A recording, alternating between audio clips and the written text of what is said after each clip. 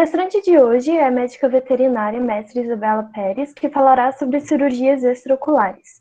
Ela é graduada em medicina veterinária pela IMB Morumbi, fez aprimoramento em cirurgia de pequenos animais pela Unisa, é pós-graduada em clínica médica e cirúrgica de pequenos animais também pela Unisa, é pós-graduada em oftalmologia veterinária na Uncrivefa, é membro da equipe de cirurgia geral da PETS, e atualmente é mestrando em clínica cirúrgica na USP. Ela também é professora do curso de técnicas cirúrgicas da CETAC, coordenadora do curso de pós-graduação em medicina intensiva na Equalis e monitora do curso de pós-graduação em cirurgia de pequenos animais também da Equalis.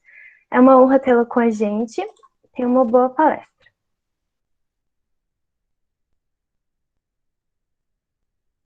Boa noite.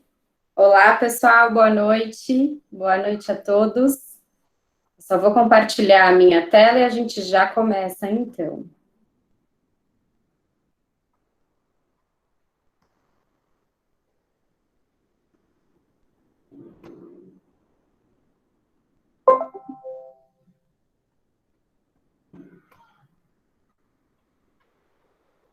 Eu tinha deixado uma breve apresentação, mas as meninas do grupo já me apresentaram super bem. Eu queria, antes de iniciar, agradecer todas as meninas da organização do grupo e também o professor Vinícius pelo convite de estar aqui com vocês. Quero dizer que é uma honra estar aqui com vocês, ainda mais num dia tão especial como hoje, Dia do Médico Veterinário. Então, antes de tudo, parabéns para todos nós por essa linda profissão que escolhemos. Hoje a gente vai estar conversando um pouquinho sobre cirurgias extraoculares e com certeza a gente não vai conseguir esgotar esse tema, é um tema muito amplo, mas eu tentei selecionar aqui algumas técnicas, algumas cirurgias que a gente acaba se deparando mais na nossa rotina de atendimento, tá? Por que eu escolhi essas 3 técnicas? Porque eu acho que dá para a gente abordar bastante a parte clínica cirúrgica das 3. A gente tem variações das técnicas e a gente vai falar as indicações, contraindicações, os prós e contras de cada uma delas. E também porque eu dei uma espiada no cronograma de vocês, que a galera do grupo de estudo montou. E aí, considerando as outras palestras que vocês ainda vão ter, eu acabei selecionando essas técnicas porque eu tenho certeza que essas vocês não vão ver em nenhuma das outras palestras, nos outros temas, tá? Tem algumas outras técnicas que são comuns para a gente na rotina, como tarsorrafia temporária, que é o fechamento temporário aí das pálpebras, o próprio flap de terceira pálpebra para algumas indicações, as próprias técnicas de enucleação, mas eu acredito que essas técnicas, considerando que vocês vão ter palestras de úlcera de córnea, de urgências oftálmicas, eu acredito que vocês vão acabar vendo um pouquinho dessas técnicas nas outras palestras. Então, eu quis trazer algo que vocês não veriam tanto nos outros temas, tá? Vamos lá, vamos conversar. Antes de iniciar falando das técnicas e das alterações clínicas cirúrgicas de cada uma delas, eu acho legal a gente falar sobre um exame oftálmico básico, né? E aí eu trouxe uma imagem aqui de todos os equipamentos e todos os testes que vocês precisam ter para um exame, para uma avaliação básica oftalmológica. Lógico que um oftalmologista, um especialista na área, ele vai trabalhar com outros equipamentos além desses, tá? Então, a gente vai trabalhar com um tonômetro, com uma lâmpada de fenda, equipamentos que trazem talvez mais detalhes e uma maior magnificação para a gente conseguir avaliar de uma forma mais detalhada. Mas com uma lupa, com um FINOF ou qualquer foco convergente de luz, né, com uma lente ideal, com os testes de shimmer, de fluoresceína e também com um colírio anestésico, é bem importante que a gente tenha um colírio anestésico em mãos, já dá para fazer uma boa avaliação desse nosso paciente, tá? Então, aqui seria um mínimo que a gente precisa para avaliar, principalmente a superfície ocular. Outro detalhe muito importante, que não tem como a gente começar uma aula de qualquer técnica cirúrgica oftalmológica, é o uso do colar protetor. Eu acho que aqui vocês, com certeza, devem perder aí 5 minutos da consulta de vocês para explicar para esse tutor, para esse proprietário, a importância do uso do colar protetor. Não existe nenhum sucesso, nenhum tratamento oftalmológico de sucesso sem o uso do colar protetor em tempo integral, tá? E vale a pena vocês também conseguirem instruir esse tutor do tamanho ideal para aquele colar protetor. Então, muitas vezes, eles até acabam aderindo a essa recomendação nossa, mas eles acabam comprando um colar protetor errado. Ou eles compram aquele mais flexível, até de espuma, ou aquele plástico mais transparente mesmo. E para oftalmologia, gente, esses não têm utilidade nenhuma, tá? Porque o animal consegue coçar o olho da mesma forma, talvez não com a pata, mas ele consegue esfregar esse olho em qualquer superfície, porque esses colares são mais flexíveis. Então, o colar que a gente indica é esse aqui da esquerda, um colar bem rígido, com um plástico bem duro, e o tamanho ideal depende do comprimento do colar, e não aqui do diâmetro cervical, tá? Então, você vai instruir esse tutor a colocar o colar aí no terço médio cervical do animal, do paciente, e esse colar tem que ter um comprimento de pelo menos uns 3, 4 dedos à frente do focinho. O importante é que o colar não fique curto, porque se o colar ficar curto, ele consegue, ainda assim, coçar esse olho em qualquer superfície, seja numa quina de sofá, numa cama, na perna de alguém, enfim, eles dão um jeito de coçar esse olho. Sempre vai ter aquele tutor mais resistente ao uso do colar protetor, que vai falar pra gente que o animal não se adaptou, que ele tá triste, e realmente eles fazem uma chantagem emocional com o tutor quando a gente coloca, indica o uso do colar protetor. Então, para aqueles mais resistentes, a gente também tem a opção da viseira, né, que é essa foto aqui do lado direito. A viseira, na minha opinião, é pior, dá mais trabalho, o manejo, a manipulação disso é mais trabalhosa para o tutor, e às vezes até mais estressante para o animal. Tem animais que se adaptam melhor à viseira por conta dessa noção de espaço que eles acabam tendo com a viseira. Com o colar, realmente, muitos perdem essa noção de espaço, de movimento. Mas a viseira, por outro lado, a todo momento que o proprietário precisar aplicar, instilar uma gota do colírio, ele precisa tirar a viseira, colocar o colírio e colocar a viseira novamente. Com o colar protetor, essa manipulação, essa administração de colírios é mais fácil, tá? Então, tem seus prós e contras. Outro ponto, talvez, que não é tão favorável ao uso da viseira é o custo, né? É uma viseira feita sob medida, muitas vezes, com um custo mais elevado, com um tempo mais demorado para entrega. Então, o mais prático, mais em conta, em custo-benefício, com certeza é o colar protetor. E aí, vocês realmente precisam colocar medo nesse tutor, tá? Se a gente não coloca um medo, muitas vezes eles não levam a sério esse uso. E realmente, para o sucesso do nosso tratamento, é imprescindível o uso em tempo integral. Beleza? Agora vamos começar a falar das técnicas que a gente mencionou, então, ali num dos primeiros slides. Vocês vão perceber que antes de cada técnica, eu vou dar uma retomada na anatomia importante para a gente executar essa técnica, tá? Então, se vocês tiverem qualquer dúvida, se vocês quiserem me interromper durante a explicação, quiserem ligar o microfone, fazer a pergunta pelo microfone, ou até mandar aqui pelo chat, eu estou com um outro computador aqui no meu lado esquerdo, vocês vão até perceber que às vezes eu olho para cá. E se vocês quiserem mandar alguma pergunta por lá, eu posso olhar e falar essa pergunta para vocês. Ou então, no final da palestra, as meninas também me auxiliam com todas as perguntas que tiverem, tá bom? A gente vai começar falando, então, do sepultamento da glândula da terceira pálpebra. E aí a gente vai explorar duas técnicas principais, e essa daqui com algumas variações. A técnica de bolso, ela tem algumas variações, então tem algumas particularidades, e a técnica de ancoragem, que é bem menos utilizada, tá? E depois a gente vai falar também em quais casos é indicado a retirada, a excisão dessa terceira pálpebra. Combinado? Para isso, a gente precisa entender um pouco a anatomia das pálpebras e da produção do filme lacrimal.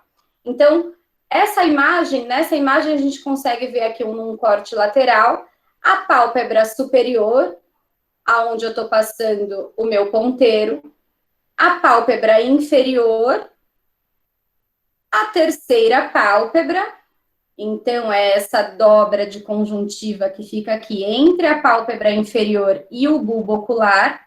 E aqui, seguindo a numeração, a gente tem conjuntiva palpebral, da pálpebra superior, o fórnice conjuntival, que é um fundo cego de conjuntiva, conjuntiva bulbar, o bulbo ocular propriamente dito, e aqui a superfície dele a gente tem como observar ou a esclera ou a córnea. A córnea é a parte transparente dessa superfície, e a esclera é aquela parte branca, são componentes da estrutura desse bulbo ocular.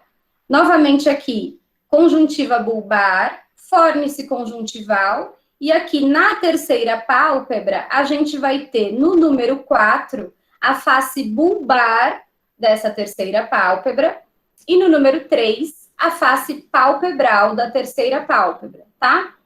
É importante saber essa nomenclatura e ter ideia dessas posições, porque quando a gente tem a protrusão da glândula da terceira pálpebra ou o prolapso da glândula da terceira pálpebra, a gente sempre vai ver esse aumento de volume na face bulbar da terceira pálpebra. É sempre nessa região do número 4, sempre na face interna da terceira pálpebra, tá? Então, a gente consegue ver a margem da terceira pálpebra e essa glândula aqui nessa parte interna prolapsando, certo? Quando eu falo sobre pálpebras, principalmente assim nas aulas, no CETAC, nas palestras, quando eu faço isso presencial, eu sempre pergunto o que o pessoal tem de ideia sobre a função das pálpebras. E é batata, né? A primeira coisa que todo mundo fala é proteção, porque realmente é a primeira coisa que vem na nossa cabeça quando a gente fala de função das pálpebras. Mas as pálpebras têm outras funções igualmente importantes, como a distribuição desse filme lacrimal de forma homogênea. A gente tem também a produção de partes do filme lacrimal, a gente vai ver nos próximos slides que a gente tem partes diferentes que compõem esse filme lacrimal, e todas essas partes, todas essas porções do filme lacrimal são produzidas em regiões diferentes das pálpebras, tá? Então, uma integridade da pálpebra é fundamental para a gente preservar uma boa lubrificação dessa superfície. Beleza?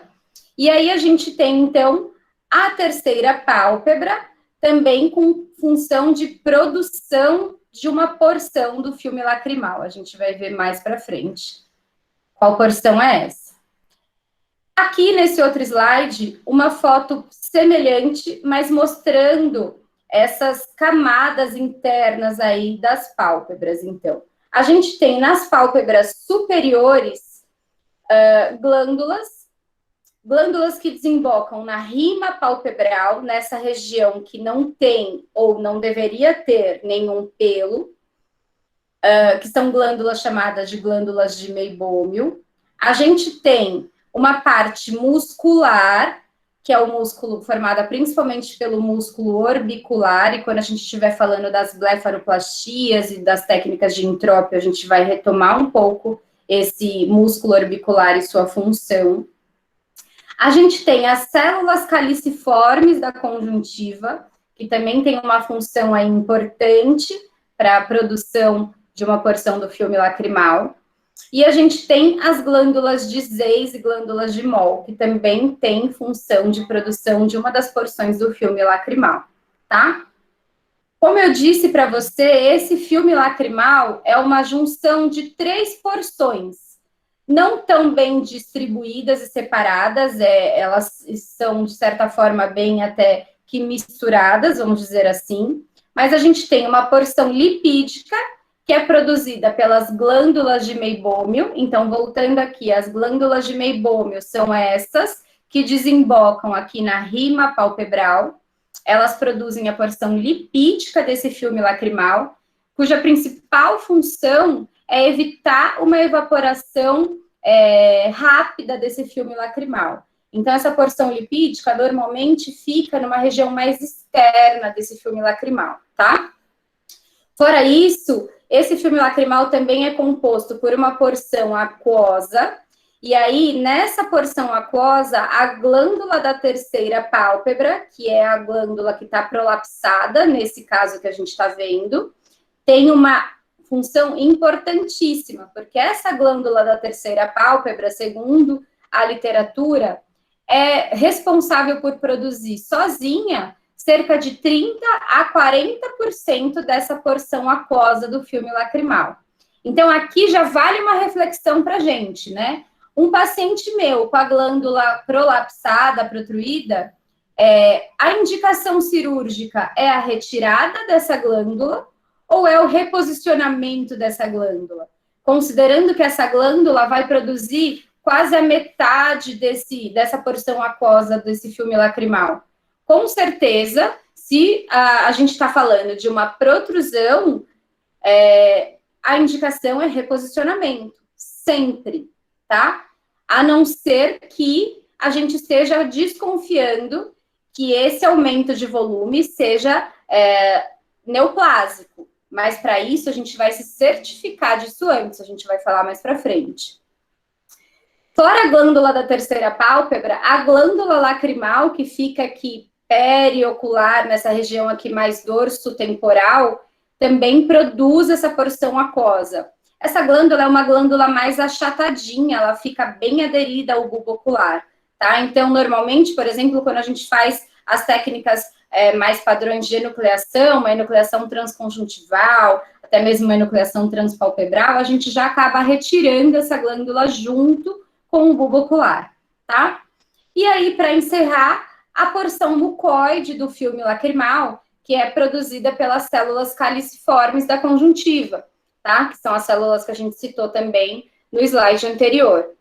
Essa porção mucoide tem a função de trazer maior aderência desse filme lacrimal com a superfície, tá bom? Então, cada porção tem sua função. Aqui na porção aquosa, a gente tem uma função mais de nutrição, oxigenação dessa superfície.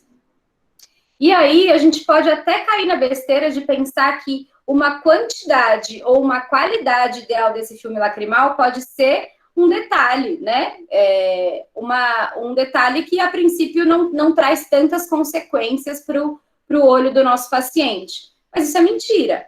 Se a gente for pensar na córnea, na superfície ocular e na transparência da córnea, entre vários fatores que conservam essa transparência, que permitem essa transparência, está um fator de ausência de vascularização. Então, a córnea é uma estrutura que não deve ter nenhuma vascularização.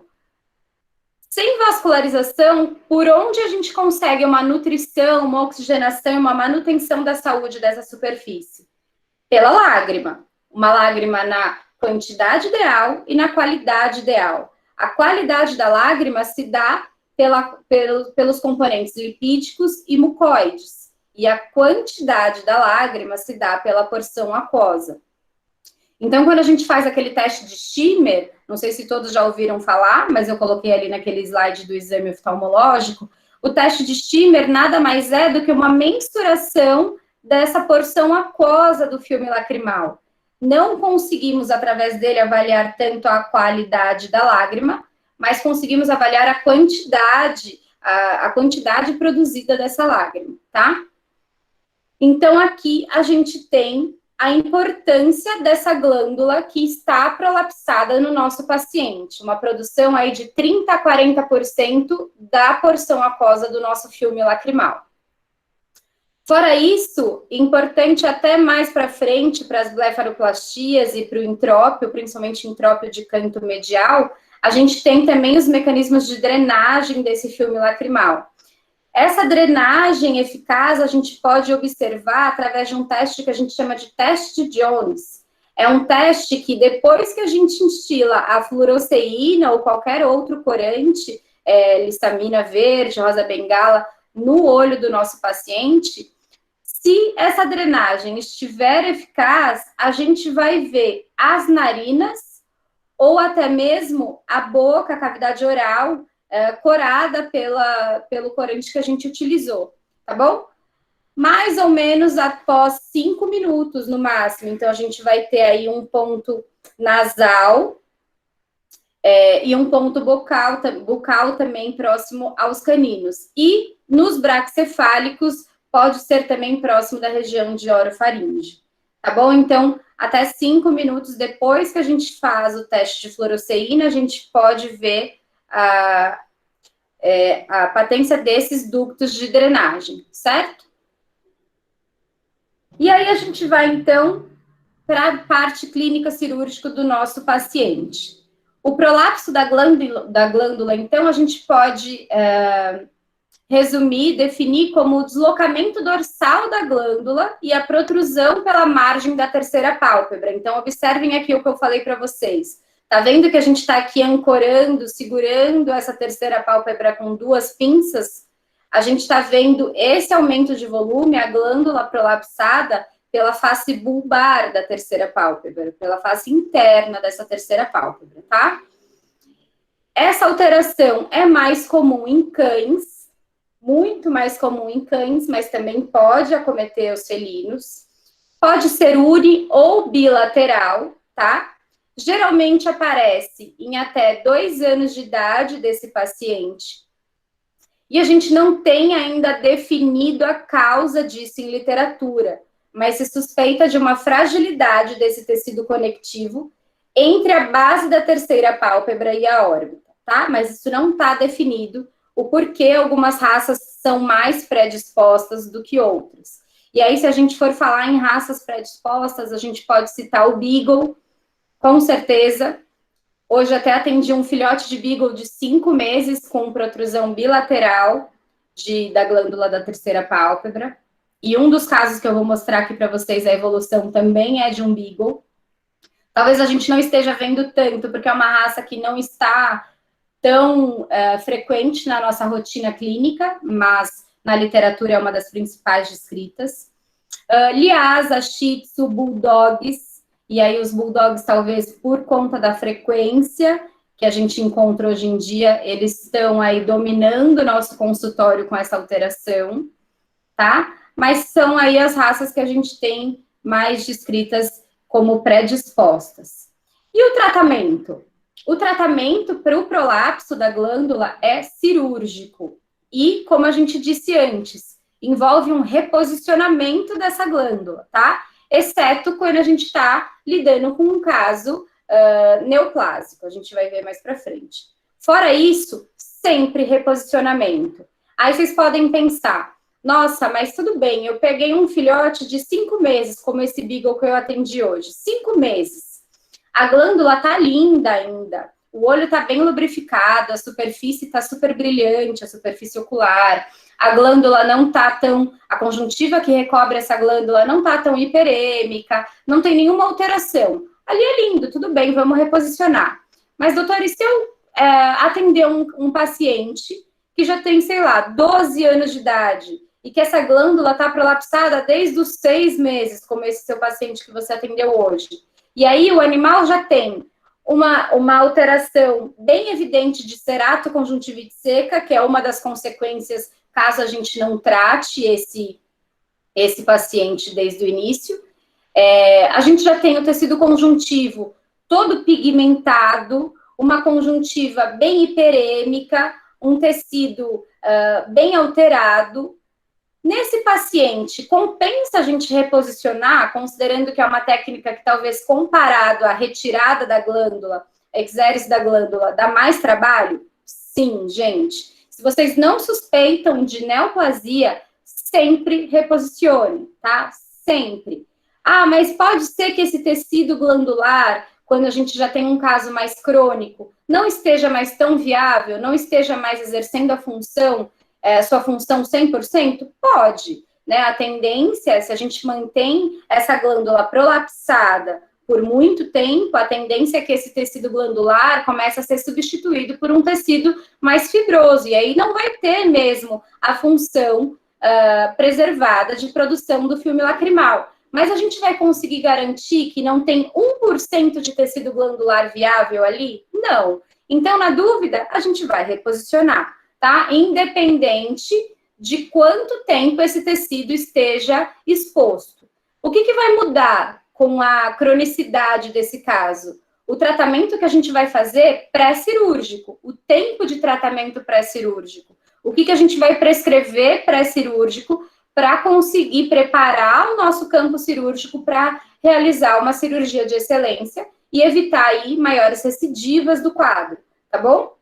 Mas sempre reposicione, a não ser que a gente desconfie que seja neoplasia. Então, ó, por exemplo, esse Basserround. Esse Basserround a gente atendi lá na USP, e a princípio, considerando toda a triquíase aqui, todo esse excesso de pele que é comum para a raça também, eu não conseguia nem visualizar direito o olho dele, né? Mas quando coloquei na mesa, para minha surpresa, tcharam! Uma glândula prolapsada já há um tempo. O tutor afirmou que pelo menos 2 a 3 anos, mas ele não sabia dizer ao certo. Com uma úlcera importante, e aí vocês vão falar bastante de úlcera na próxima palestra, mas a gente já tem aqui um tecido de granulação ao redor dessa úlcera, e ela tem diferenças na profundidade, dependendo da região. E muito provavelmente essa úlcera se deve ao prolapso da glândula. O prolapso da glândula em si traz como consequência, de forma crônica, a ceratoconjuntivite seca, ou CCS, ou KCS. E a ceratoconjuntivite seca traz como sintoma secreção mucoide, mucopurulenta, hiperemia conjuntival, né? Um ressecamento da superfície, vascularização, opacidade, pigmentação dessa superfície, e um mínimo trauma, ou até mesmo por conta de algumas alterações palpebrais, da conformação palpebral fora, ou prolapso, podem já deixar esse animal muito mais predisposto a ceratites ulcerativas, tá? Então, tá aí uma das importâncias para a gente indicar essa correção cirúrgica o quanto antes. E aí também, quando eu falo o quanto antes, a gente pode pensar nesse paciente que eu atendi hoje. 5 meses, Beagle, com um prolapso bilateral. Tem que operar para ontem? Não, gente, lógico que não. A gente pode seguir todo o protocolo de imunização desse filhote, a gente pode ter cautela para esperar um certo peso corpóreo, uma imunidade bem estabelecida, para submetê-lo a uma anestesia geral.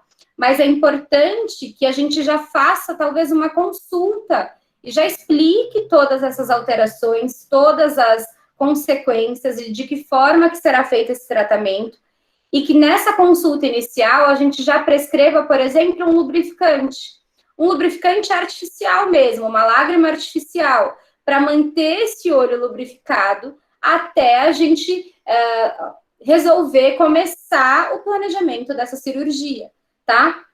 Então, esse filhote, por exemplo, já tá com lubrificante. Eu prescrevi Iabac ou Ilogel, um desses dois, eu gosto bastante, é de farmácia humana, 4 vezes ao dia. Para um filhote de 5 meses, que não tem secreção, que não tem hiperemia conjuntival, que não tem nenhuma outra alteração, não está coçando, né? Então não tem nenhum grau de prurido. Então, um lubrificante é o suficiente. Agora, antes da gente iniciar o protocolo cirúrgico, no momento que a gente vai começar a fazer a triagem para isso, então vamos fazer a coleta dos exames laboratoriais, uma avaliação com o eletrocardiograma, aí sim, a gente pode, 15 dias antes, mais ou menos 15 dias antes do procedimento, prescrever um colírio com antibiótico e anti-inflamatório. Para quê? Para a gente preparar esse tecido conjuntivo, para a gente deixar esse tecido conjuntivo menos friável, menos inflamado, e assim a gente evita recidivas dessa técnica, tá? Evita, mas não impede. A recidiva sempre vai ser algo que vocês vão precisar conversar com o tutor antes de realizar a técnica. Então, a gente sempre vai falar sobre recidiva. E aí ele vai falar, tudo bem, se recidivar, o que a gente faz? Provavelmente a mesma coisa, a mesma técnica. Pode variar um pouco, mas a mesma técnica, tá? A gente vai ver as variações da técnica de bolso, que é a técnica que a gente mais usa. Mas dificilmente a gente muda a técnica, beleza? Então, 15 dias antes do procedimento, independente do grau de secreção e de cronicidade. 15 dias, pelo menos. Agora, aquele outro paciente que já está com a glândula prolapsada há 10 anos, já tem um quadro de ceratoconjuntivite seca, crônico, já tem uma conjuntiva bem hiperêmica, ela já está pigmentada, ela já está com um aspecto bem alterado, 15 dias de colírio antibiótico e anti-inflamatório pode ser pouco. Então, a gente vai avaliar cada paciente de forma individual. Para esse quadro mais crônico, a gente pode ter que entrar com um protocolo de imunomodulador, com colírios para conseguir controlar essa ceratoconjuntivite seca antes da cirurgia, tá? Então, a gente pode pensar aí na ciclosporina, no tacrolimus, que também tem efeitos anti-inflamatórios mínimos. De uma forma mais crônica também, aí eles tendem a ter uma concentração basal, um efeito em pelo menos 2 meses de uso, então a gente vai prescrever o colírio imunomodulador, vamos aguardar pelo menos 2 meses e pode ser um pouco mais, tá? E fora isso, a gente pode também associar, então, 15 dias mais ou menos, 15, 20 dias antes do procedimento, o colírio antibiótico e anti-inflamatório. Então, esse tratamento pré-cirúrgico vai ser de forma individual, dependendo da cronicidade, dependendo do aspecto desse tecido de cada paciente, tá?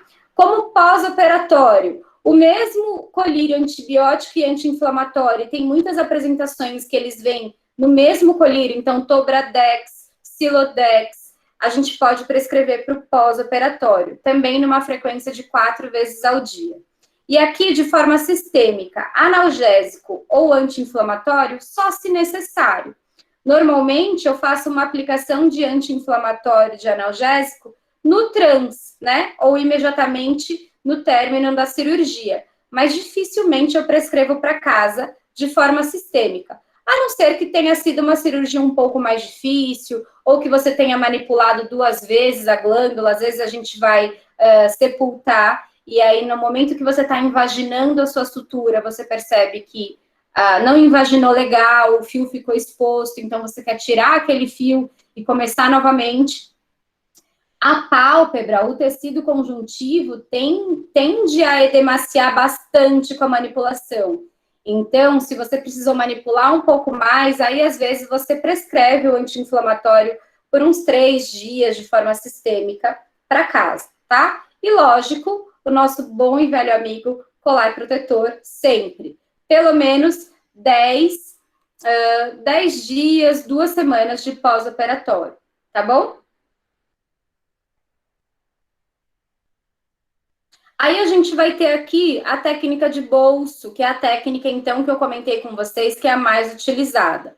Lembrem que a gente tem a face bulbar da terceira pálpebra com a glândula exposta, e aqui, por exemplo, a face palpebral, a face mais externa da terceira pálpebra.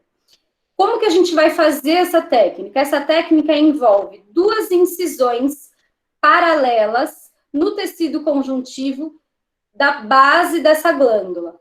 Incisões paralelas, tá? Essas incisões não devem se unir aqui nas pontas, não devem unir, a gente não deve unir uma incisão à outra. Porque se a gente acaba unindo uma incisão à outra, a gente acaba formando, no momento que a gente sepulta e invagina aqui na sutura, a gente acaba formando um bolso que pode acabar trazendo como complicação um cisto de lágrima. Então, tentem imaginar uma sutura unindo aqui essas 2 incisões. Concordam comigo que esses 2 vértices vão ficar abertos, vão permitir o escoamento dessa lágrima? Então, aí a gente evita essa complicação de cisto de lágrima pós-operatório. Essa incisão, então, é bem superficial, só no tecido conjuntivo. e sem unir as duas pontas das incisões, tá? A ancoragem da nossa sutura sempre vai ser feita na face palpebral da terceira pálpebra. E aí, independente do tipo de fio que você utilizar. A gente vai falar mais para frente também, quando a gente comentar sobre as complicações, que a gente pode utilizar tanto fio absorvível quanto não absorvível. Os dois são corretos. Os dois são descritos na literatura. Mas a gente vai entender quais são os prós e contras de cada um, tá? Independente se você vai usar um fio absorvível ou não, a ancoragem do seu nó vai ser na face palpebral, vai ser na face externa da terceira pálpebra. Então, você ancora a sutura em um dos pontos, em uma das extremidades da terceira pálpebra, e aí, se você quiser começar na extremidade nasal, medial ou na extremidade lateral, não tem problema, aí vai mais a gosto do cirurgião. Ancora aqui, nessa face externa, passa o fio para a face interna, e aí a gente vai começar uma sutura padrão invaginante. Normalmente a gente usa a sutura do tipo Cushing para invaginar essa glândula, sempre pegando a margem externa dessa incisão e a margem externa dessa incisão. Então, a gente vai unir a conjuntiva dessa margem externa com a conjuntiva dessa margem externa, tá?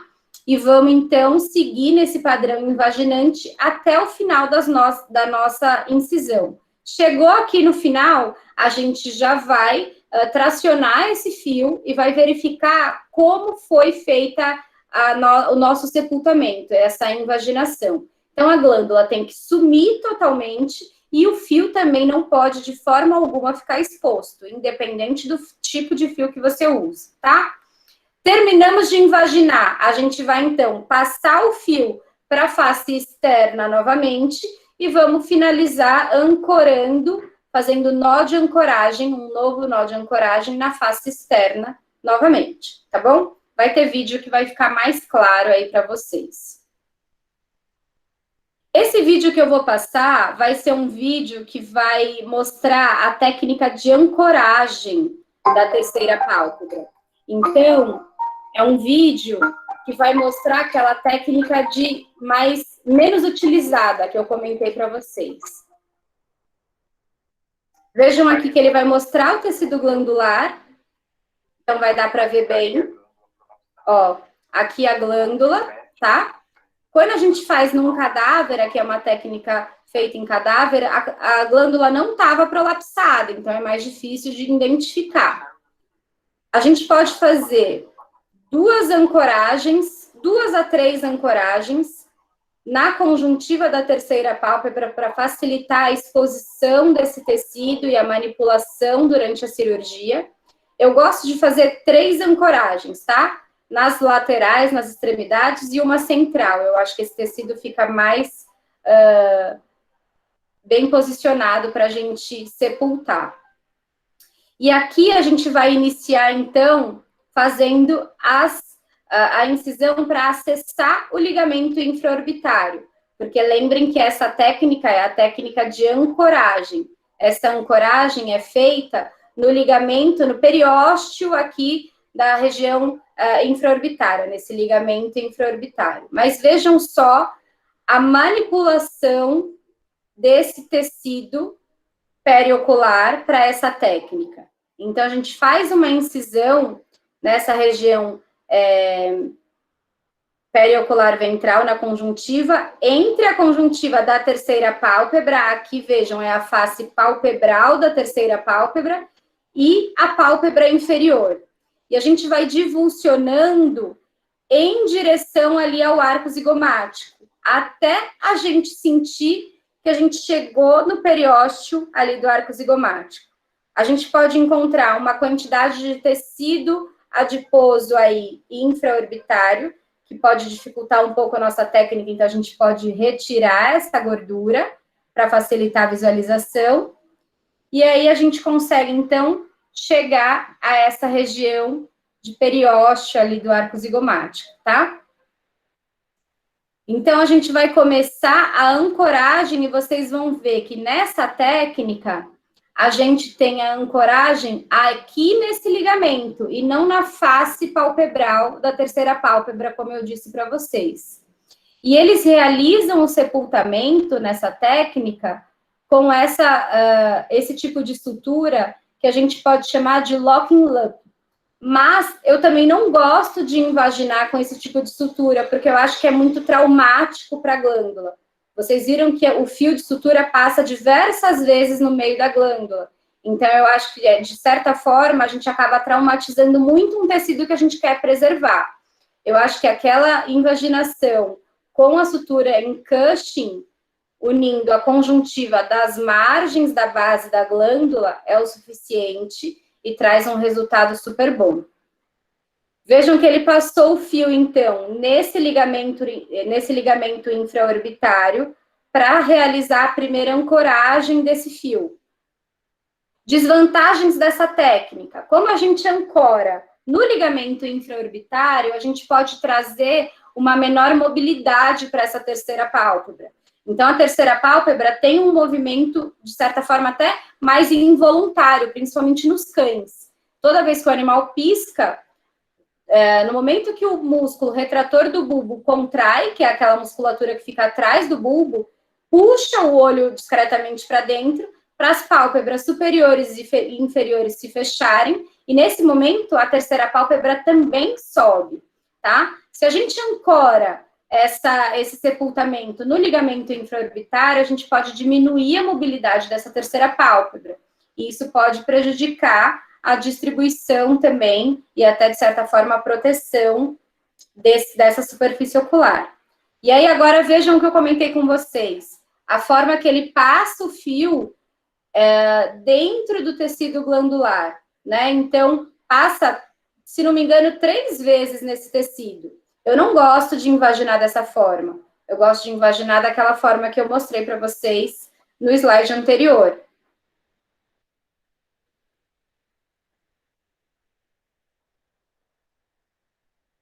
Ó, vejam como vai invaginar agora.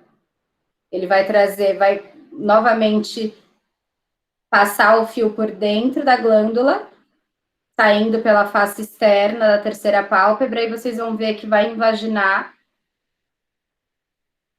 bem essa glândula. Saindo ali no meio da incisão da conjuntiva que a gente realizou para divulsionar até o ligamento infraorbitário. Ó, vejam agora, tá vendo? Invaginou bem? E aí, vai ancorar esse fio ali no ligamento infraorbitário, tá? Então, essa é a técnica que é descrita como técnica de ancoragem. É uma técnica descrita na literatura, mas dificilmente a gente utiliza. Se vocês forem pesquisar até em livros de oftalmologia, como Slater, ele traz maior índice de recidiva para essa técnica do que para a técnica de bolso, por incrível que pareça, tá? A técnica de bolso que a gente ancora só aqui na terceira pálpebra mesmo, pelo Slater, tem menos recidiva do que essa técnica de ancoragem do ligamento infraorbitário. Mas por que eu trouxe essa técnica para vocês? Porque a recidiva é algo que a gente trabalha para realizar essa técnica. Então, a gente acaba considerando sempre um grau de recidiva, a gente acaba conversando sobre isso com o tutor antes da técnica. Doutora, se você tem um paciente que recidiva, você realiza essa técnica de ancoragem de cara? Não, eu realizo a mesma técnica, eu realizo a técnica de bolso. Às vezes, variando um pouquinho a execução dela. Vou citar algumas variações para vocês. Mas, se você tem uma recidiva mais crônica, vamos dizer assim, na literatura, os bulldogs são os que têm maior índice de recidiva. E aí você já reoperou, já fez a mesma técnica e mesmo assim recidivou, você tem que avaliar se o seu procedimento pré-operatório está sendo feito de forma ideal, se você está preparando bem esse tecido, tá? Ou você também pode ter essa técnica como uma carta na manga, né? Para ancorar de uma forma mais eficaz nesse ligamento, então, infraorbitário. Por isso que eu quis trazer essa técnica para vocês, talvez terem um primeiro contato com ela e saberem que ela existe, caso vocês se deparem com um paciente com recidivas mais chatas. Eu nunca realizei essa técnica, conversando com todos os meus professores, seja da equipe lá do Provet, seja a minha orientadora de mestrado lá na USP, seja minha professora de oftalmologia na residência, ninguém nunca descreveu que utilizou essa técnica para mim, tá? Então, realmente, a técnica de bolsa é a que a gente mais utiliza na rotina, mesmo para aqueles pacientes que recidivam, tá? Aqui ele só está fechando aquele túnel de conjuntiva que a gente realizou para divulsionar até encontrar o ligamento infraorbitário, e a técnica está finalizada. Agora, o que a gente tem que tomar cuidado para evitar de complicação? Lembra que eu disse para vocês que a gente pode utilizar fios absorvíveis ou não absorvíveis, né?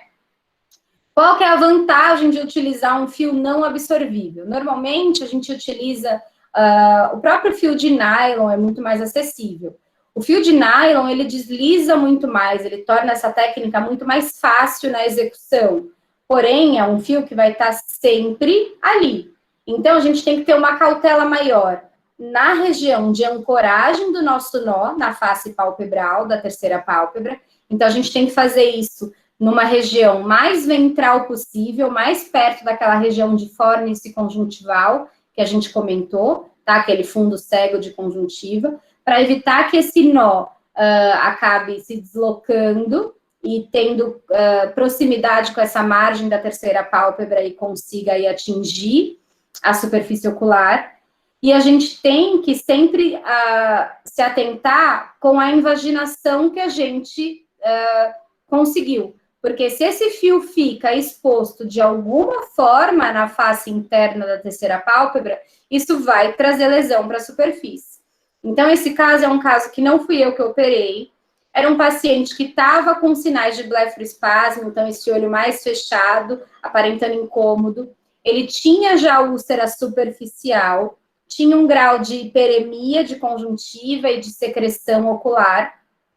E aí eu inspecionei a pálpebra, vi que não tinha nenhuma alteração de conformidade da pálpebra, nenhuma alteração de posição de cílios, não tinha, a princípio, nenhuma outra causa para essa lesão e para esse incômodo, mas como ele estava com um sinal de incômodo muito grande, sempre a gente inspeciona essa face bulbar da terceira pálpebra, seja para procurar um fio exposto ou até para procurar corpo estranho, né? Muitas vezes a gente se depara com corpo estranho nessa região, nessa face interna da terceira pálpebra. Aqui, gente, eles só deixam a gente inspecionar se a gente coloca o colírio anestésico. Então, por isso que eu falei para vocês, o colírio anestésico tem que fazer parte dos acessórios aí para uma consulta, para uma avaliação de superfície ocular. Na hora que eu coloquei o colírio anestésico, que ele me permitiu inspecionar essa face bulbar, eis que eu me deparo com esse fio totalmente exposto, tá? Não dava para tirar, porque ainda tinha um nó de ancoragem aqui na face palpebral, então a gente precisou anestesiar esse paciente para retirar esse fio. Essa cirurgia já tinha sido feita há anos, tá?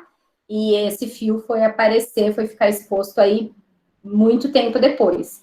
Essa paciente chama Lola, ela é uma Beagle, e graças a Deus ela não teve uma recidiva da protrusão da glândula. Mas no momento que eu tirei o fio, eu falei para a tutora que isso seria possível. Não optei por realizar nenhuma reintervenção naquele momento. Eu falei que seria melhor a gente esperar para ver se isso ia recidivar mesmo, e recidivando, a gente teria que realizar novamente o procedimento cirúrgico para reposicionar essa glândula. Mas no caso dela, a glândula ficou bem posicionadinha, eu só tirei o fio mesmo. Esse outro paciente também é um Beagle, e olha que eu falei que não é tão frequente na nossa rotina hoje em dia, né? Mas vejam como é frequente para essa casuística de protrusão de glândula.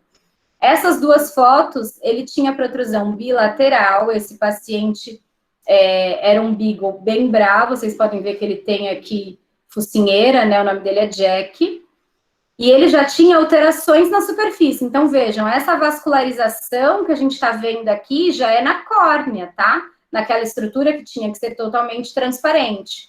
Aqui já tinha um grau de opacidade também bilateral, que na foto não dá para ver bem. E a glândula bem hiperêmica, né? Com um grau de secreção importante. e o tutor nunca tinha passado em oftalmo antes, em especialista antes. Era um paciente que já tinha, se não me engano, o Jack já tinha 9 anos quando ele veio para mim para primeiro atendimento. Fiz todo o preparo, prescrevi, como eu disse para vocês, colírio antibiótico, colírio anti-inflamatório, né? Ele não tinha ainda um teste de Schimmer tão ruim, então eu fiz só essa prescrição junto com lágrima artificial, junto com lubrificante. A gente fez um preparo aí de quase um mês, e aí, quando ele veio no dia da cirurgia, esse tecido já estava bem menos hiperêmico, até menos edemaciado, não tinha tanta secreção, tá? E a gente realizou, então, o procedimento. Eu coloquei aqui 1 semana de pós-cirúrgico, mas não chegou a ser nem 1 semana, foram 5 dias de pós-cirúrgico. O olho esquerdo já estava quase que 100%, a gente ainda tinha um grau aqui de edema, né, até discretamente hiperemia. Vejam só com o protocolo clínico como que diminuiu essa vascularização, somando o protocolo clínico que eu iniciei antes da cirurgia, tá? Então, pensa aqui já um mês e meio de protocolo. E aí, 5 dias de pós-operatório, então, o olho esquerdo lindo. O tutor dele, chama Abner, ele falou para mim quando veio, e esse retorno foi um retorno antecipado, porque normalmente eu marco o retorno depois da cirurgia para 1 semana, às vezes até direto para 15 dias. Ele entrou em contato com a recepção pedindo para antecipar o retorno, porque ele tinha chego em casa e o Jack estava sem colar protetor. E disse que ele tinha coçado o olho e que isso tinha acontecido há uns 2 dias atrás, e que um dos olhos estava bem inchado na região da cirurgia. Bom, chegou para mim esse olho maravilhoso, olhem o olho direito. Ele coçou esse olho, gente, eu precisei entrar com um protocolo de antibiótico via oral, anti-inflamatório via oral, porque estava muito feio, né? Muito aumentado, com 5 dias de pós-cirúrgico, tá? Então, a importância do colar protetor, né? A gente está num momento de cicatrização, por mais que o tecido esteja assim, não tão exposto, e não seja algo que a gente desconfie que o animal vai querer coçar, eles vão coçar. Então, aqui, eu até suspeitei de início que poderia ser um cisto de lágrima, mas a gente realizou a mesma técnica. Fui eu que realizei, eu tinha certeza que eu não tinha unido as 2 extremidades das incisões, e 4, 5 dias de pós-operatório, às vezes não é o suficiente para um cisto de lágrima tão feio. Quando eu fiz o protocolo com medicação via oral, antibiótico, anti-inflamatório, 15 dias depois, a gente até conseguia ver aqui onde eu estou passando o ponteiro, ó, o fio exposto e a glândula prolapsada, recidivou. Esse foi o único caso de recidiva que eu tive. Então, para o Jack, eu tive que entrar com um imunomodulador, entrei com ciclosporina já desde o início. Aqui a gente permaneceu com um protocolo antibiótico anti-inflamatório tópico, até a gente conseguir reoperar. Aqui essa foto aparenta estar mais hiperêmico do que estava no dia. Mas vejam, ó, então a glândula aqui recidivada, com a margem da terceira pálpebra aqui, e aqui, depois da cirurgia, com as ancoragens bem ventrais, tá? Eu gosto de utilizar o fio de nylon para sepultar, principalmente para os casos que tendem a ter mais recidiva. Então, os casos de bulldog, ou esses animais que são mais agitados, até mesmo bravos, a gente prefere o nylon. Ele também tem descrito na literatura um menor índice de recidiva, tá bom? O fio absorvível, ele causa uma reação inflamatória mais exacerbada, por ser absorvível, claro, e tende a recidivar com maior frequência, mas pode ser utilizado também. A importância é a gente sempre escolher um calibre ideal do fio, entre 5 zeros e 6 zeros, variando aí, então, de absorvível ou não absorvível. Eu prefiro sempre utilizar o não absorvível.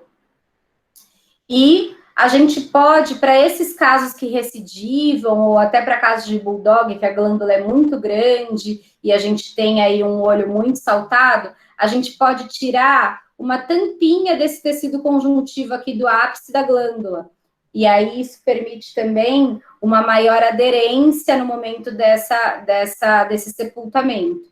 Outra variação da técnica é que tem gente que faz 2 padrões de sutura.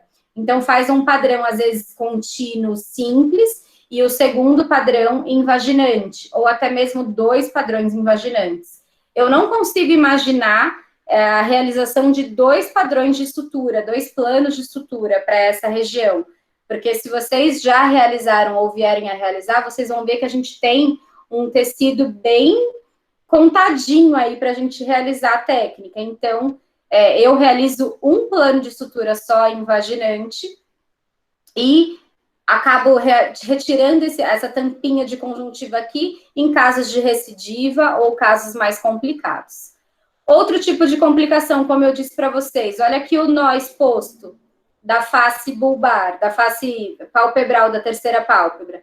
E vejam que esse calibre de fio não é o calibre mais indicado, né? Então, olha aqui, a margem da terceira pálpebra, aqui onde eu estou passando o ponteiro, essa face palpebral, e aqui era onde a gente tinha o nosso nó de ancoragem desse sepultamento feito por colega, exposto. Talvez eu teria utilizado um fio com um calibre menor, né? Aqui parecia ser um fio, gente, 3 zeros, tá? Eu normalmente utilizo pelo menos um fio 5 zeros para essa técnica. Mas vejam que, então, a gente pode ter essa complicação. E aqui, no caso, como não tinha recidivado, aqui eu estou pressionando, tá? Essa região dorso temporal aqui para expor mais a terceira pálpebra. Por isso que vocês estão visualizando melhor. Mas, como não tinha recidivado, eu só cortei esse nó e avisei a tutora que poderia recidivar, e caso recidivasse, a gente também precisaria reintervir. Em casos de neoplasia, quando a gente suspeita de neoplasia, a gente sempre vai tentar fazer uma citologia por imprint, ou até mesmo uma biópsia, antes de condenar essa terceira pálpebra totalmente. Então, vejam, aqui nessa primeira foto, parece ser na pálpebra inferior, mas não é, na margem da terceira pálpebra aqui, esse nódulo. Era um nódulo que trazia um sangramento ativo aqui para esse olho.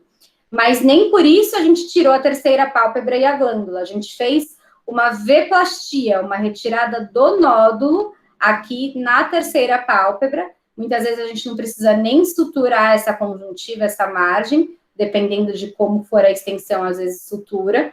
Mas suspeitou de lesão, olha essa outra. O aumento de volume estava nessa face palpebral aqui. Aqui também a gente acabou divulsionando e tirando mais essa parte do aumento de volume.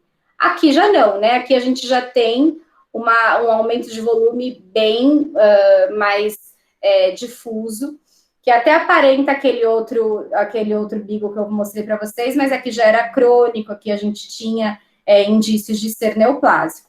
Suspeitou de neoplasia, nem assim a gente já condena a terceira pálpebra e a glândula. Se for algo bem localizado, bem na extremidade, na margem da terceira pálpebra, às vezes a gente pode até avaliar a retirada do nódulo, tá? Mas pode ser necessária a retirada da terceira pálpebra. É importante sempre enviar esse material para histopatológico, tá? Aqui, como tumor para essa região, a gente tem descrito mastocitoma, hemangiosarcoma, hemangioma, adenocarcinoma, papiloma, vários tipos de tumor, tá? Então, dependendo do quadro, carcinoma de células inflamatórias, às vezes também é comum, a gente tira ou a terceira pálpebra inteira, ou, se for assim, um hemangioma bem localizado, a gente pode tirar só o nódulo, tá? Vejam só esse paciente, ele enganava bem, tá vendo que ele tinha um aumento aqui periocular, mas não necessariamente uma protrusão, né, uma exposição desse aumento, mas se a gente realizava uma pressão nessa região, olha o que aparecia, né? E aqui em topografia de terceira pálpebra. A técnica para retirada não tem tanto segredo. A gente pinça a base da terceira pálpebra, realiza ali uma hemostasia temporária, pode ser com 2 pinças Kelly, Kraile, enfim, e aí a gente faz, então, a exérese dessa terceira pálpebra. Muitas vezes não precisa nem realizar ligadura, tá? Mas se tiver alguma região sangrando, Normalmente é nessa região mais central, onde a gente tem ali um vaso mais importante para nutrição desse tecido. Então, a gente pode ter que realizar uma ligadura aqui mais central. Por isso que, vejam como é fácil, né? Pinçou, 2 minutos pinçado, passa a tesoura. Então, antes, era muito comum, em casos de prolapso, protrusão de glândula, os veterinários realizarem a exérese da terceira pálpebra inteira, né? Sem se preocupar com as consequências que isso poderia causar, de ceratoconsjuntivite seca, principalmente, né? Então, a gente pegava esse paciente, e aí essa ceratoconsjuntivite seca, gente, não necessariamente vai aparecer os sinais clínicos um mês depois da retirada da glândula. Às vezes é crônico mesmo, demora anos para aparecer, mas vai aparecer, tá? E aí, às vezes, já passou tanto tempo da cirurgia que não tem nem, o tutor nem tem mais contato com o veterinário que operou, enfim, tá bom? Olha só esse outro caso. Aqui não tem nem o que suspeitar, né, gente? Aqui vai ser uma retirada mesmo, mais ampla. Aqui a gente não tirou nem só a terceira pálpebra, aqui a gente fez, por mais que a superfície parecia saudável, a gente fez enucleação junto, exenteração, porque era um olho que mesmo com uma superfície saudável não tinha mais função, era um olho que já não era mais visual. Então, considerando uma margem cirúrgica, a gente realizou uma técnica mais ampla, mas era um tumor localizado na terceira pálpebra, tá? Vamos ver as dúvidas aqui.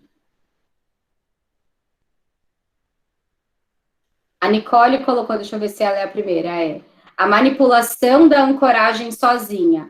Nicole, o ideal, um cenário cirúrgico ideal é sempre você com um parceiro, né? Isso quando a gente ensina em padrão ouro de cirurgia, nunca operar sozinho, né? Para você ter um auxiliar justamente para fazer toda essa manipulação das ancoragens e exposição desse tecido para você. Agora, eventualmente, se você está sozinha, fazendo essas ancoragens com fio e deixando uma pinça, mosquitinho ali pinçada, você consegue, com o próprio peso da pinça, ter uma exposição parcial desse tecido. Mas, lógico que isso dificulta, tá bom? Na residência, a gente acabava tendo que fazer, em alguns momentos, a técnica sozinha. Então, você acaba desenvolvendo ali uma certa técnica para conseguir realizar isso sem um auxiliar. Mas as ancoragens com o fio te ajudam a expor esse tecido, tá?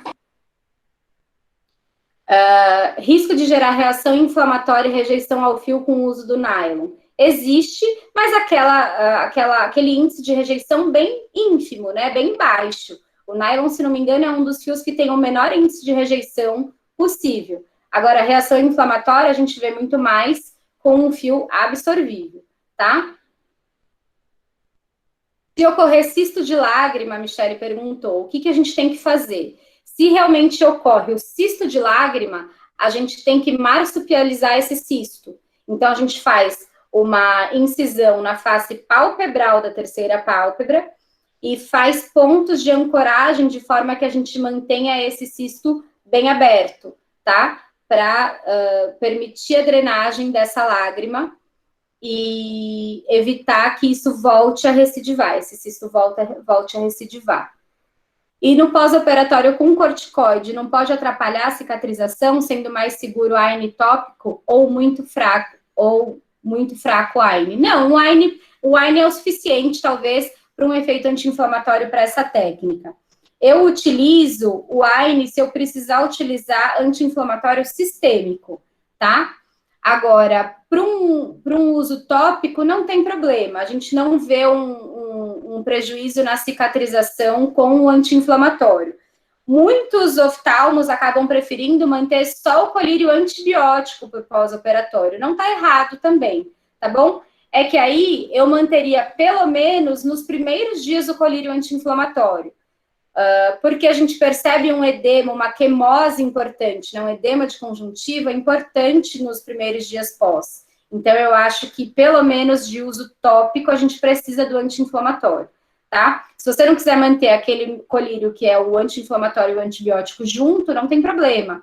Aí manteria, então, 3 a 5 dias o colírio anti-inflamatório, 3 dias, e depois só o antibiótico, também tá certo. Tá? Vocês vão ver que tem bastante variação de protocolo, tá, gente? Se vocês tiverem se deparado com protocolos diferentes, falem para mim que a gente vai discutindo, tá bom? Agora vamos falar de blefaroplastia, um pouco mais rapidinho. Aqui a gente vai abordar principalmente as técnicas de V-plastia e a excisão em forma de pentágono, para lacerações, para neoplasias palpebrais bem menores, né, que acometam aí pelo menos no máximo até 1/3 da rima palpebral. Aqui só retomando então toda a parte anatômica da pálpebra, que a gente já comentou anteriormente, e a importância, então, de manter a integridade dessa rima palpebral, tá? Então, lacerações palpebrais são soluções de continuidade palpebral, que é muito comum em cães, eles são curiosos, eles muitas vezes são briguentos, enfim, isso pode ter uma frequência boa aí na nossa rotina. O tratamento, independente do tamanho da lesão, da laceração, do sangramento, enfim, vai ser cirúrgico. A gente tem que restabelecer a integridade dessa rima, tá? Porque se a gente deixa isso cicatrizar por segunda intenção, a gente com certeza não vai ter uma integridade boa dessa rima. A gente não vai manter essa rima palpebral sem nenhum desnível, seja de altura ou de profundidade. E isso pode prejudicar a lubrificação, isso pode trazer causa para ceratites ulcerativas, isso pode causar um lacrimejamento frequente, pode até trazer ceratoconjuntivite seca, porque pode prejudicar principalmente a qualidade dessa lágrima. Então, independente do tamanho dessa laceração, a gente tem que indicar uma blefaroplastia para tirar essa margem contaminada e restabelecer a integridade da rima palpebral com sutura, tá bom? Então, vejam esse trauma por briga aqui. A gente precisa restabelecer cirurgicamente essa rima para evitar que esse animal tenha consequências por uma cicatrização por segunda intenção, tá? Da mesma forma, com as neoplasias que acometam até 1/3 da rima palpebral. A gente também sempre indica procedimento cirúrgico para retirada e sempre indica enviar o material para análise histopatológica. Por quê? Às vezes, na maioria das vezes, na verdade, os nódulos que acometem essa região de rima palpebral são benignos, tá?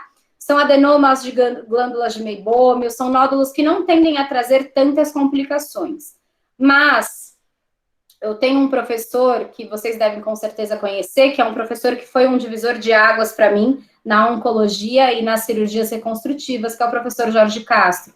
E ele sempre me falou que tumor não tem cara, né? Então, aqui, como a gente tem uma região de rima palpebral muito, muito, muito, muito nobre, porque é uma das poucas regiões do corpo desse animal que não tem pelo, que então fica em contato com a superfície ocular sem trazer grandes consequências.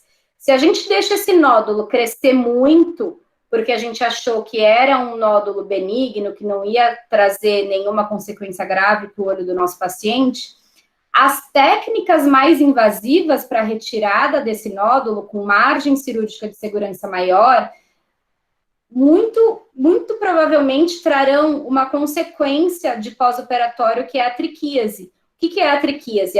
O contato dos pelos da pálpebra com a superfície ocular. Porque a gente tem pouquíssimas técnicas disponíveis para trazer para essa região, para cobrir esse defeito, uma região que não tenha pelo na margem, tá? Então, a gente tem uma técnica que chama lip to lid, que faz uma transposição do lábio, da margem do lábio desse animal para margem ocular. Então, a gente não teria aqui tanto pelo em contato. Mas a lip to lid, às vezes, tem uma restrição de uso para tumores na pálpebra inferior. Então, às vezes, se é um tumor na pálpebra superior, a gente não consegue transpor isso de forma que a gente consiga cobrir esse defeito. Então, a gente precisaria acionar aí H-plastias, flaps axiais ou transposições, ou flaps de padrão subdérmico, mas independente desses, a gente traria aqui, para essa margem palpebral, o pelo dessa pele, dessa superfície, que ficaria em constante contato com a superfície ocular no pós-operatório. Então, esse animal precisaria de manejo com colírios, e esse tutor precisaria ser bem instruído. Então, sempre que vocês se depararem com tumores na rima palpebral, indiquem retirar, independente do tamanho, e sempre mandem para histopatológico. Se a gente conseguir fazer a técnica que envolve uma V-plastia ou uma retirada em formato de pentágono, a gente consegue tirar o nódulo, restabelecer a integridade dessa rima sem grandes consequências e ficar despreocupado em relação a isso. A margem cirúrgica que a gente usa para isso, normalmente a gente considera uma glândula de meibômio, gente, isso não é visível a olho nu, tá? Então, é uma margem cirúrgica, mas da própria experiência do cirurgião, do próprio feeling, da onde a gente vai realizar essa incisão. O pentágono, essa exeres em forma de pentágono, é utilizado quando a gente tem tumores aqui que não se estendem a mais de 1/3, mas que acometam maior parte de conjuntiva palpebral. Então, a gente consegue uma retirada em forma de pentágono e consegue, então, uma margem cirúrgica melhor do que a própria retirada em formato de V, tá bom? Vocês vão ver que a gente tem um ponto que os oftalmologistas adoram utilizar para restabelecer a integridade dessa rima palpebral, que a gente chama de ponto em 8, tá? Então, é um ponto que deixa um fio bem rente aqui a rima passando e a ancoragem, o nó desse fio mais distante da margem. E também permite um maior espelhamento, né? Então, uma maior simetria da união dessa rima, evitando, assim, qualquer desnível, seja de altura ou de profundidade, para que a gente não tenha nenhuma causa de ceratites ulcerativas no pós-operatório. Tá? Aqui, novamente, a gente vai utilizar como pós-cirúrgico colar protetor até a cicatrização completa, pomada antibiótica, pode ser necessário pomada anti-inflamatória nos primeiros dias, mas normalmente a gente prescreve só pomada antibiótica, lubrificante ocular, e aqui, se for necessário, dependendo da causa, se for, por exemplo, uma laceração por mordedura, algo mais assim, contaminado, a gente pode fazer uso de antibiótico de amplo espectro via oral, tá? Mas se é um tumorzinho, se é uma V-plastia por conta de uma neoplasia pequena, eu uso só antibiótico tópico. E pode ser que a gente use nos primeiros dias analgesia sistêmica, tá bom? Para evitar, então, tumores que se estendam dessa forma. Aqui, ó, um mastocitoma recidiva. Então, pensa numa margem cirúrgica para mastocitoma e para essa região, né? Muito difícil, né? Lógico que depois que você conhece alguns professores, a possibilidade de cirurgia oncológica e reconstrutiva fica um divisor de águas, né? O professor Jorge Castro, para mim, é um divisor de águas para esse tipo de cirurgia. Então, coisas que antes eu achava que era impossível realizar com uma excelência, ele me mostrou que a gente consegue realizar sim. Mas, de qualquer forma, dificulta, né? De qualquer forma, a gente traria para cá, como eu disse, um retalho que teria pelos aqui em contato com a superfície. Então, a gente não precisa deixar chegar a um ponto que não permite mais uma técnica menos invasiva e uma técnica mais simples de execução, tá? Então, sempre indiquem a retirada de qualquer tumorzinho palpebral que acometa a rima, independente do tamanho, independente do que vocês acham que possa ser, tá bom? E aí a gente vai, então, para a última técnica da nossa noite, que é a técnica de correção de entrópio. E a gente vai falar de algumas possibilidades da correção aí do entrópio. Mas, principalmente na nossa rotina, essa é a técnica que a gente usa com maior frequência, tá bom?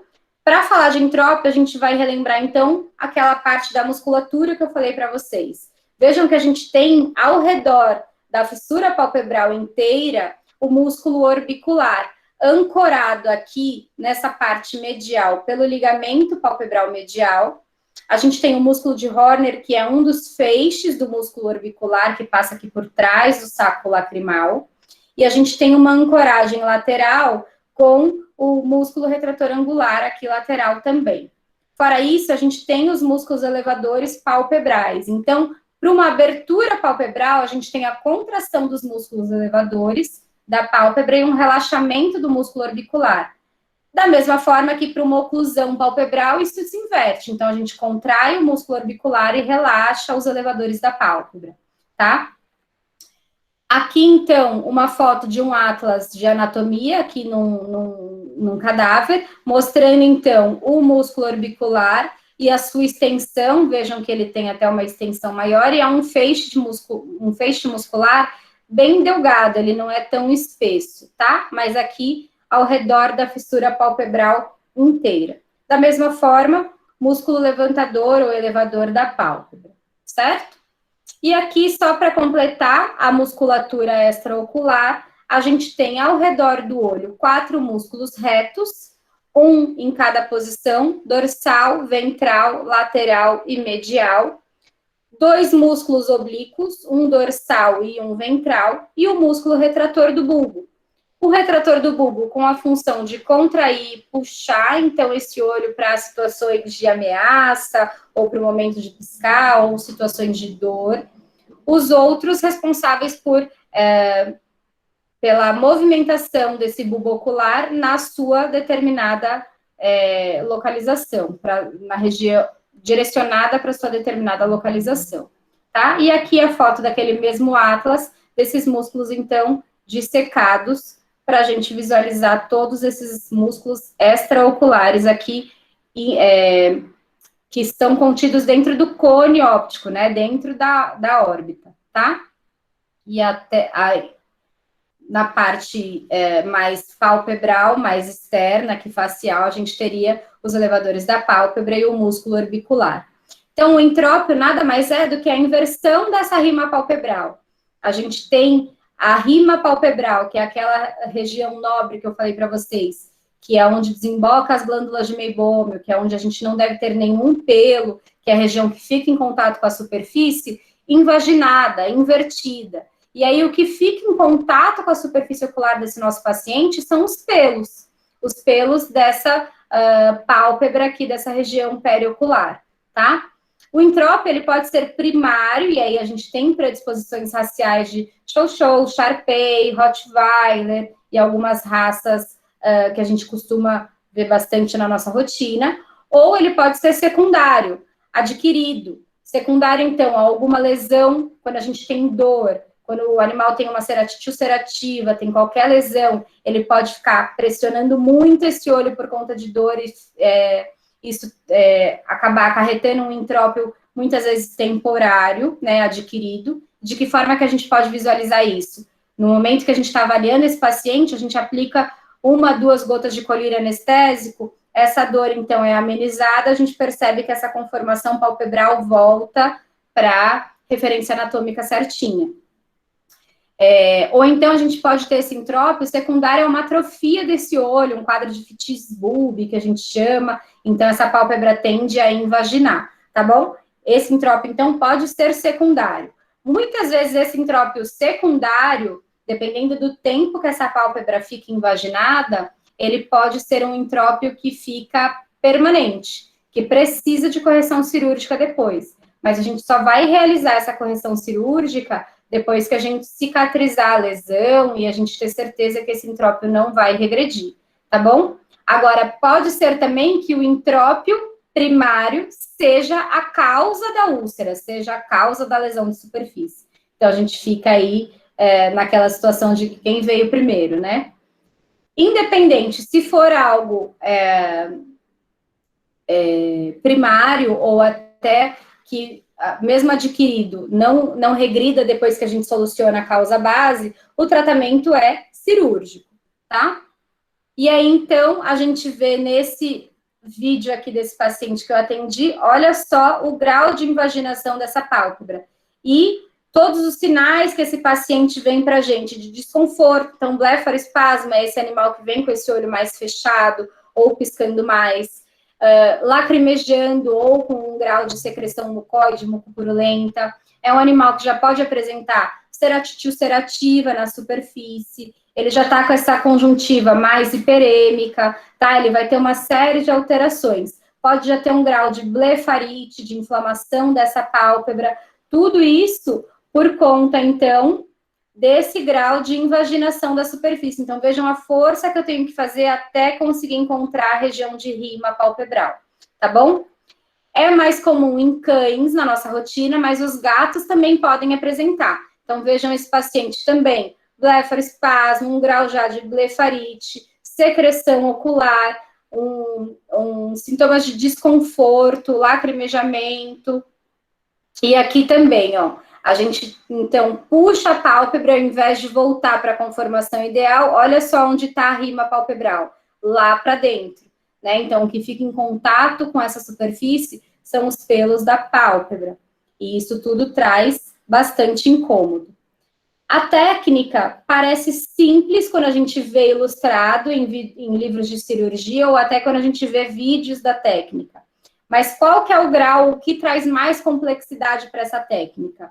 É o feeling do quanto tirar de altura dessa porção de pele de músculo orbicular que a gente vai retirar. Essa extensão aqui, de um vértice até outro, é mais fácil de mensurar, porque isso vai depender do acometimento da rima palpebral. Então, se o entrópio desse paciente vem dessa porção medial até o final, a gente vai tirar desde onde o entrópio começa, vai começar essa incisão desde onde começa o entrópio até onde a gente consegue visualizar esse entrópio. Não necessariamente vai ser a pálpebra toda acometida. Então, isso vai depender, essa extensão aqui da incisão vai depender da extensão do entrópio, vai respeitar a mesma extensão do entrópio. Agora, essa distância aqui da quantidade de tecido desse flap que a gente tira é que vem a maior complexidade dessa cirurgia.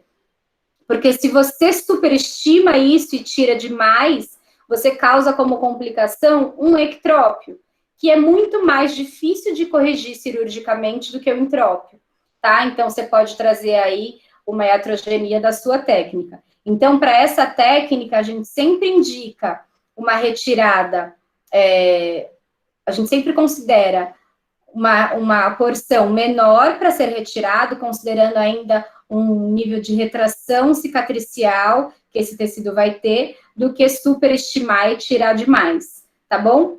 Porque é muito mais fácil você indicar uma reintervenção cirúrgica para retirar mais um pouco e corrigir mais um pouco de um entrópio que sobrou, que ficou de resquício, do que corrigir um ectrópio de complicação, tá bom? Então, eu sempre, quando eu converso com o tutor antes de realizar essa técnica, eu digo que a gente vai retirar o suficiente para deixar esse olho mais confortável e vai tentar retirar de forma que a gente faça uma única intervenção, mas que a gente, para evitar complicações maiores, tira uma quantidade de tecido, às vezes até menor do que a gente observa, para considerar um nível de retração cicatricial, e depois de 45 dias de cicatrização, 2 meses de cicatrização, quando isso já está bem cicatrizado, a gente pode perceber que tem que indicar uma reintervenção para retirar mais um pouco de tecido,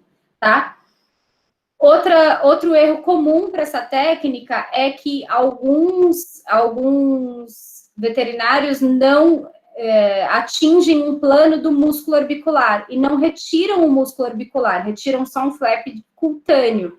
E isso é errado, a gente precisa retirar o músculo orbicular dessa região, porque é ele que vai trazer a recidiva desse entrópio, ele que vai permitir a contração novamente disso e trazer a recidiva desse entrópio. Então, a gente tira, na porção de extensão dessa cirurgia, o flap cutâneo e o músculo orbicular da região, tá bom? A sutura é feita em pontos simples separados, a gente começa sempre por essa região central e fazendo pontos de ancoragem, de orientação, para ir preenchendo, então, essa ferida cirúrgica. Eu gosto, vocês vão ver em um dos casos que eu vou mostrar, de deixar esse fio comprido e realizar uma outra ancoragem cutânea unindo todas essas pontas de fio para evitar a possibilidade desse fio ficar em contato com a superfície e trazer lesão para essa superfície. tá? Mas é uma técnica que requer bastante treino e bastante feeling do quanto tirar. Para vocês terem ideia, na residência era uma das únicas técnicas que quem nos auxiliava era a professora de oftalmologia, e não um outro residente ou um médico contratado do setor, tá? Então, ela gostava de auxiliar para justamente orientar certinho a quantidade de tecido que a gente vai tirar desse paciente.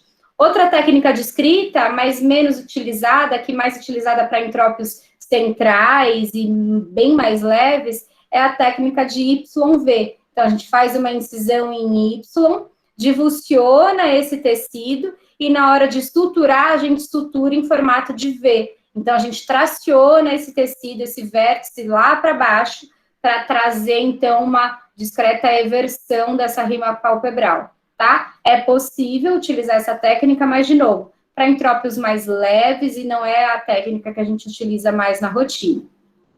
Aí vocês vão me perguntar, e aqueles quadros de ceratite pigmentar, de entrópio nasal, de entrópio de canto medial, principalmente de PUGs e dos braquicefálicos? A técnica de Rossi-Celsus que a gente descreveu ali no primeiro slide não é indicada para esses casos de entrópio nasal, tá? Para entrópio nasal, a gente usa essa cantoplastia medial modificada, ou MMC. É uma técnica que precisa do microscópio cirúrgico, é uma técnica que a gente faz o tratamento tanto da triquíase de carúncula, que são esses pelos que tem nessa região aqui de carúncula, pelos muitas vezes longos.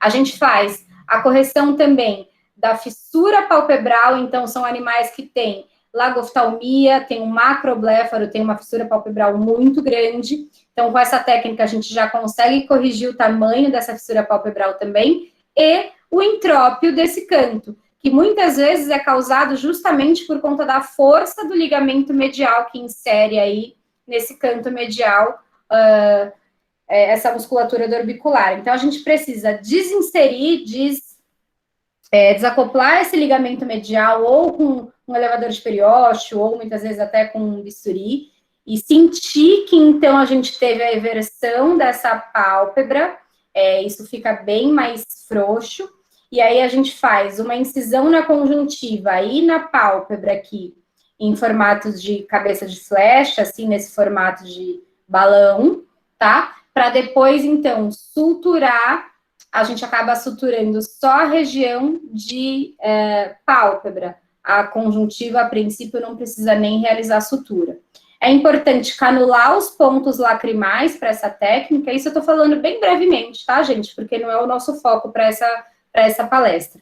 A gente canula os pontos lacrimais para evitar qualquer acometimento da drenagem da lágrima, ancora aqui como se fosse um flap de terceira pálpebra para esticar bem essa região de carúncula, expor bem essa região de carúncula, para facilitar a realização da nossa técnica.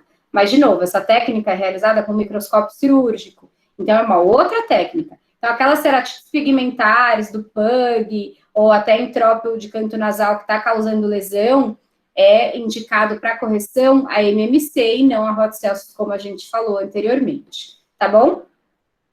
Aqui, então, um vídeo da técnica de Rossi-Celsus, vocês vão ver que em cadáver parece super fácil, e aí, de novo, eu falo para vocês que a complexidade dessa técnica envolve o feeling e a sua experiência de quanto tecido você vai retirar. Aqui eles realizam uma hemostasia temporária com a pinça. Eu não gosto de trazer esse trauma para a pálpebra. Independente da técnica, eu não faço hemostasia.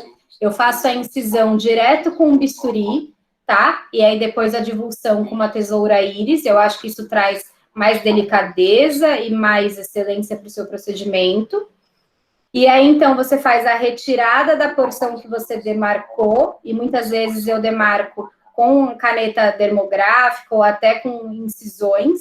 Aqui vocês estão vendo que eles já estão indo direto com a tesoura. Eu também faço a incisão com o bisturi e depois a divulsão com a tesoura íris. E não esquecer de divulsionar o plano do músculo orbicular para retirar, então, o flap de músculo orbicular junto. Posteriormente, então, a sutura em padrão simples separado, tá? Aqui, então, um passo a passo da técnica. Vejam aqui, esses fios podendo entrar em contato com a superfície.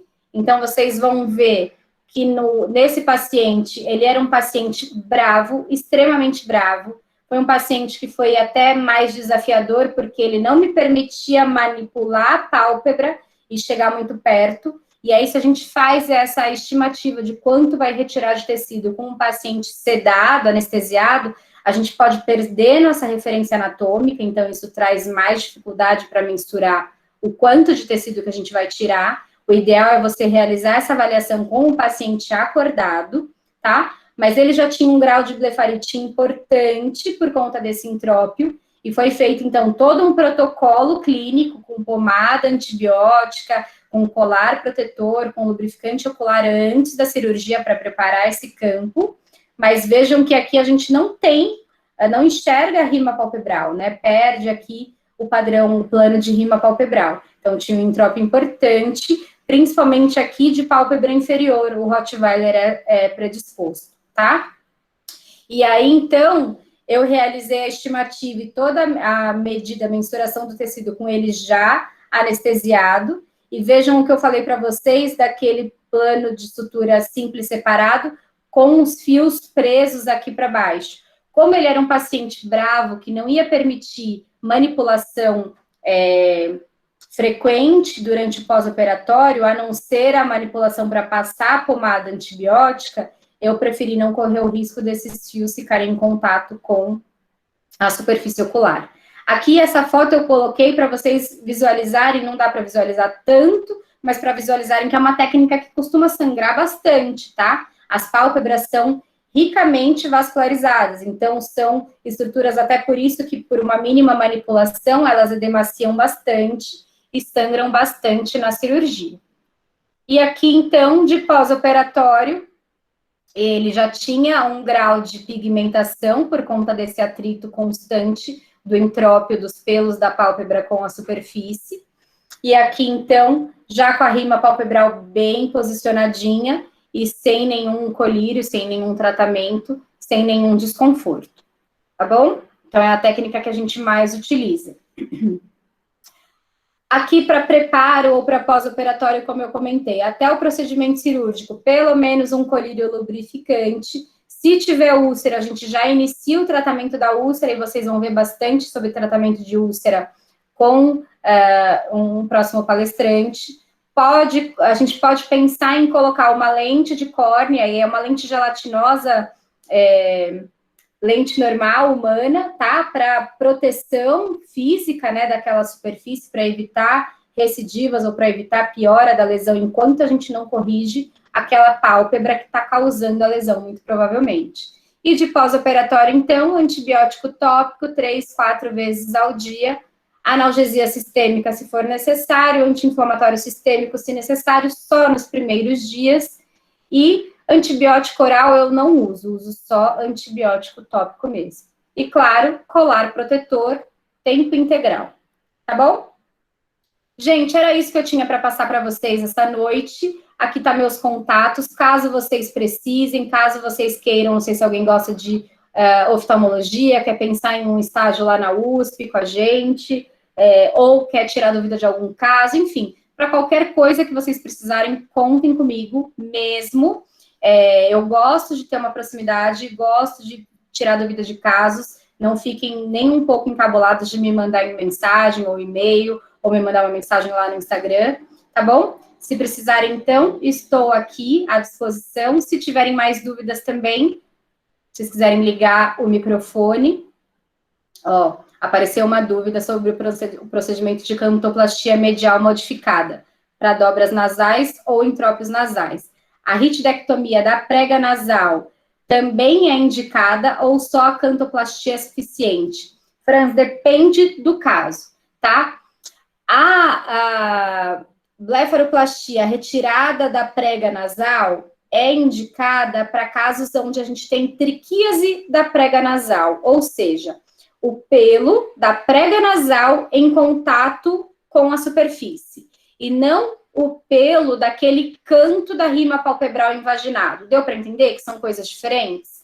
Então, a gente tem técnicas diferentes para coisas diferentes. Lógico que, normalmente, esses pacientes, por exemplo, PUG, os braquicefálicos, que têm entrópio de canto nasal, que têm triquíase de carúncula, que têm macrobléfaro, né, que são essas pálpebras, essas fissuras palpebrais grandes, normalmente, principalmente o PUG, eles também têm triquíase da prega nasal, também tem o contato da prega nasal, dos pelos da prega nasal com a superfície. Mas aí a gente teria que associar as duas técnicas, entendeu?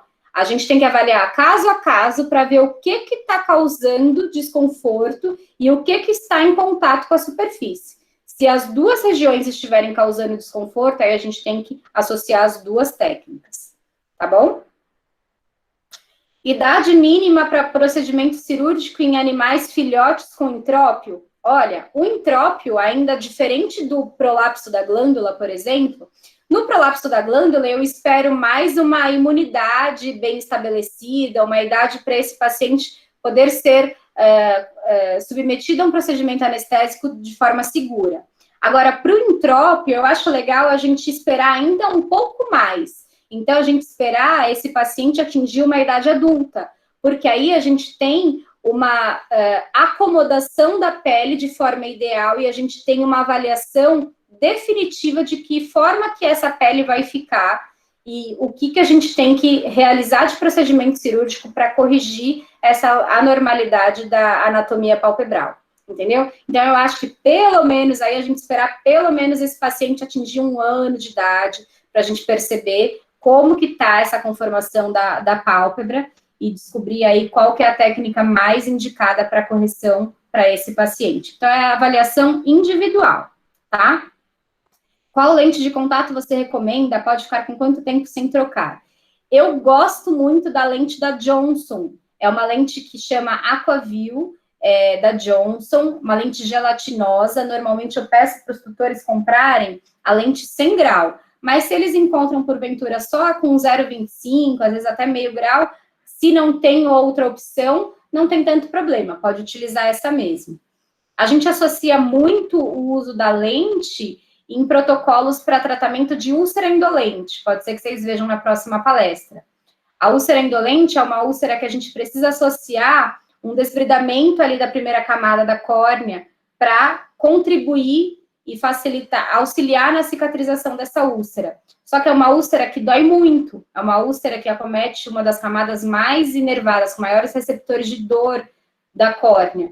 Então, a gente usa essa lente de contato para associar num controle de dor, para maior conforto desse paciente depois de desbridar essa superfície, tá? Essa lente, se não cair, pode ficar por 1 semana, às vezes até por 2 semanas, sem ser necessário trocar, tá? O tutor continua aplicando o colírio da mesma forma, como se não tivesse nenhuma lente ali, a gente pede para ele esquecer que a lente está ali, tá? A lente, então, serve só para um conforto de dor, um controle de dor, né, maior conforto para esse procedimento de tratamento de úlcera indolente, ou para esses casos de entrópio que a gente não tem como, até o planejamento cirúrgico, até a correção da pálpebra, para evitar que essa pálpebra invaginada cause novas lesões ou agrave a lesão que já existe. Então, é como se fosse uma barreira física. Considerando um olho que está sendo bem higienizado e está com um colírio antibiótico, essa lente pode ficar ali sem ser necessário retirar por 1, 2 semanas, tá? No caso de cirurgias de entrópio e ectrópio, é possível fazer sutura com fio absorvível para que não seja necessário retirar os pontos depois, em caso de um paciente agressivo, como você comentou? Pode, mas eu também não prefiro, eu prefiro o fio não absorvível, que seja pelo menos, sei lá, um fio de seda, que é um fio, mesmo sendo multifilamentar, mais chances de contaminação local, ele pelo menos não é um fio tão rígido, e aí para lesões na superfície, ele traga menos riscos. Mas eu prefiro contar com a retirada dos pontos e a cicatrização no tempo que for necessário, do que com a inflamação causada pelo absorvível e pelo tempo que a gente pode contar com ele ou não. Então, normalmente, para a pálpebra, a gente usa não absorvível, pelo menos é o que eu costumo ver na minha rotina, tá? Não sei se você tem experiência com alguém que use absorvível, se tiver, até conta pra gente aí, compartilha com a gente. A lente também é indicada em caso de cílio ectópico de estiquíase? Sim, enquanto não for feito o procedimento para correção para retirada desse cílio ectópico ou dessa distiquíase, pode ser utilizado a lente com a mesma finalidade, uma barreira física para evitar, então, lesões ou agravamento das lesões. Pode sim, sem problema nenhum. Até a blefaroplastia, a V-plastia que a gente comentou aqui, ela tem tantos usos, gente, além de laceração palpebral, além de neoplasias com até 1/3 do tamanho da pálpebra, a gente também pode utilizar essa técnica para corrigir, às vezes, ectrópio de pálpebra inferior, então, quando sobra aquele olho de diamante para a pálpebra inferior, pode ser uma das técnicas associadas para correção de ectrópio. Tem N técnicas para ectrópio, normalmente a gente usa mais do que uma para correção, mas a V-plastia pode estar associada a elas. A gente pode utilizar a V-plastia para retirada definitiva de uma distiquíase, então aquele pelo que está ali emergindo na rima palpebral, né, e causando lesão, então a gente pode fazer uma V-plastia para tirar o folículo piloso inteiro. Então a V-plastia é uma técnica que vale a pena saber executar com excelência, porque ela pode ser aí um coringa para tratamento de várias alterações de superfície ocular. Para coloboma palpebral, aí depende também do caso, depende da extensão que acomete, da região que está acometendo. Então, para coloboma, dependendo da extensão, às vezes a gente não consegue fugir daquela complicação que eu te falei da triquíase de pós-operatório, né? Então, a gente tem que colocar na balança o quanto é viável a correção desse coloboma palpebral, dependendo da extensão. Então, varia bastante também, Michele, de paciente para paciente, tá? O que mais? Estou gostando das dúvidas. Mais alguma coisa? Acho que é isso, então, né, gente? Já estamos aí quase 2 horas de palestra. Já deu para vocês ficarem craques um pouco aí na oftalmologia. São técnicas, novamente, eu trouxe técnicas talvez mais simples, menos complexas, mas para vocês, né, aí dentro da graduação e com o que vocês têm de base, eu acho que essas são as mais importantes para vocês começarem a entender um pouco mais da oftalmologia. A gente tem técnicas muito mais complexas do que essas, mas aí eu acho que seria talvez para um outro momento, ou até para uma cirurgias extraoculares parte 2, aí depende do pessoal do grupo aí. Muito obrigada por ter aceitado o nosso convite pela palestra, foi maravilhosa, ótima didática, e feliz Dia do Médico Veterinário. Sim, para nós, obrigada, gente, obrigada por terem participado aí até o final, pela interação das dúvidas, e de novo, obrigada, meninas do grupo, professor Vinícius, pelo convite, foi um prazer estar aqui com vocês. A gente quer. Obrigada, Isabela. O prazer é nosso. Muito obrigado por aceitar o convite, viu? Agora eu já consegui resolver a câmera, estou aqui de volta. Obrigadão, viu? Ótima palestra, foi muito bacana. O pessoal participou bastante, isso é muito legal. Obrigada, gente. Boa noite para vocês. Até a próxima aí, quem sabe. Boa noite. Boa noite, Isabela. Até a próxima. Até.